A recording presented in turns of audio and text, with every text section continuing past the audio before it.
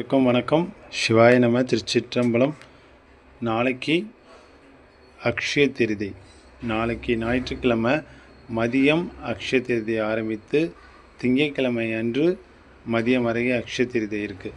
அக்ஷய திருதினோடனே எல்லாருக்கும் நினைவு வர்றது நகை எடுக்கணும், வெள்ளி வாங்கணும், பொருள் வாங்கணும் அப்படிங்கிற ஒரு எண்ணம் தான் வரும். இதை 19ஆம் தேதி ஞாயிற்றுக்கிழமை மதியம் ஆரம்பித்து திங்கட்கிழமை மதியானம் 1:30 மணி வரை இருக்கிறது. அன்றைக்கி அக்ஷய திருதி அன்னைக்கு நகை தான் வாங்கணும்னு கிடையாது.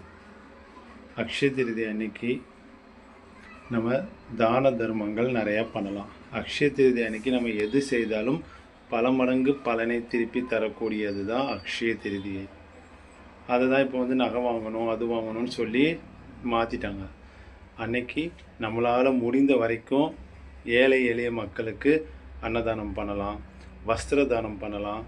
வீட்டில் நாளைக்கு ஞாயிற்றுக்கிழமை ஈவினிங்கில் அக்ஷய திருதி இருக்கிறதுனால அப்போ லக்ஷ்மி குபேரர் ஐஸ்வர்யேஸ்வரர், நான் ஃபோட்டோவில் ஃபஸ்ட்டு நான் வீடியோவில் காமிச்சிருக்கேன் பாருங்கள், ஐஸ்வர்யேஸ்வரர், அவருக்கு சிறப்பு பூஜைகள் பண்ணலாம்.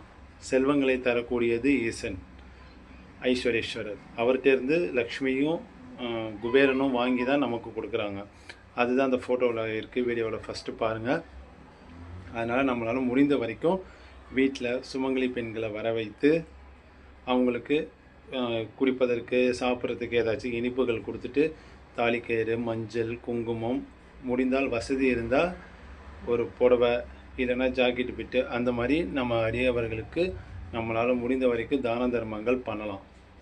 வீட்டில் மளிகை பொருட்கள் வெண்மை நிறம் நாளைக்கு ரொம்ப ஸ்பெஷல்னு சொல்லுவாங்க.